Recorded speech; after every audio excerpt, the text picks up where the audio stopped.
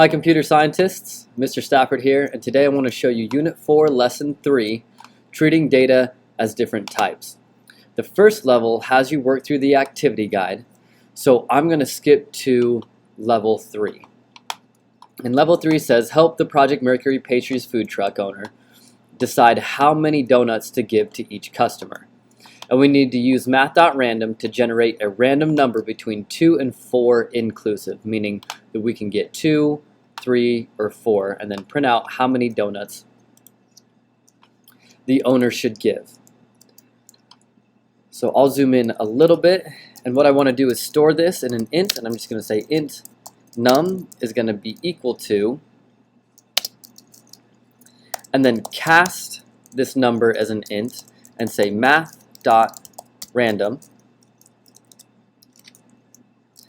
and then multiply this by 3 because I want 3 total numbers. Okay, I want to be able to get 2, 3, and 4, and then I'm going to add the minimum number that I want to be able to get, which is 2. So since I'm casting all of that as an int, I need to wrap that in parentheses, and then I need to print that out. So I'm going to say system.out.print, and I'm going to print num. Okay, we'll run this to make sure that we've got it, and I see that we get 4, and you can run it a couple of times. One thing that I like to do is I can print this out, let's say like I want to print it out 10 times. So I'm going to make a for loop, int I equals 0, I is going to be less than 10, and then I plus plus. Because I want to test to see that I get numbers 2, 3, and 4. And so what I'm going to do is I'm going to create int num here, and then I'm going to reset num in my for loop so that I'm getting a random number every single time and then printing out that random number. And just to make it look pretty, I'm going to say I plus 1 for the amount of numbers that I get, and I'm going to concatenate it with a colon, then a space, and then print out that random number called num. So let's run this and see what that looks like, see if we have any errors. And it looks like I do. Int num, I did a comma instead of a semicolon. And here we go. So I've got 10 different numbers. I've got 3, 2, 3, and I see that I haven't gotten a 4. So I'm going to run this one more time just to make sure that I do get a 4. And I did there. Okay, very good.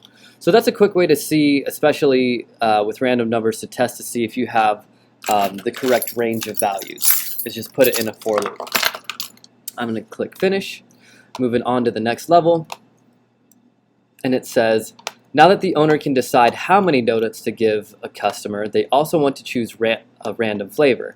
Help the owner choose a random flavor donut by doing the following. The first step says create a string array called flavors that stores at least 5 flavors. Okay, so I'm going to make a string array. I'm going to name it flavs. It's going to be equal to curly brace. And then my first flavor is going to be A. Second flavor is going to be B, C, D, and E. Very delicious flavors. A, B, C, D, and E. Okay. And then generate a random number between 0 and the number of flavors. So I'm going to say int num is going to be equal to, cast it as an int, open parentheses, math.random, and then multiply that by the number of values that I want to be able to get. So what I'm going to do is multiply it by flavs.length. Okay, and then print the randomly chosen donut flavor. All right, so again, I want to do this in a for loop where I can go for int I equals 0. I'm going to do it 10 times also. I is going to be less than 10, I plus plus.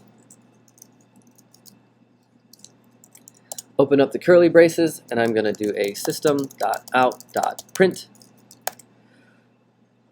Okay, so I want to print the flavor at the random index. So I'm going to say flavs at index of num. But I create this num outside of the loop. So it's going to be the same number, that same random number, 10 different times.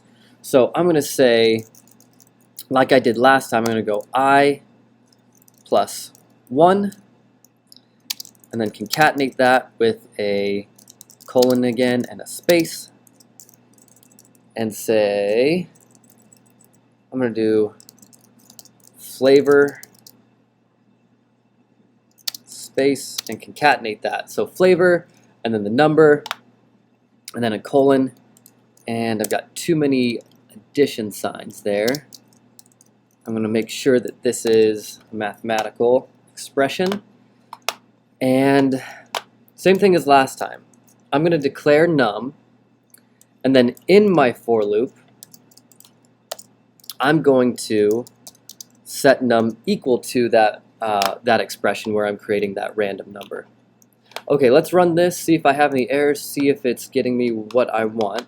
Okay, and I should do this on a print line, so I'm getting my flavors. Okay, so I should get all the flavors A, B, C, D, and E, and I see an A, a B, a C, a D, and an E. Okay, and that that's it for lesson 3.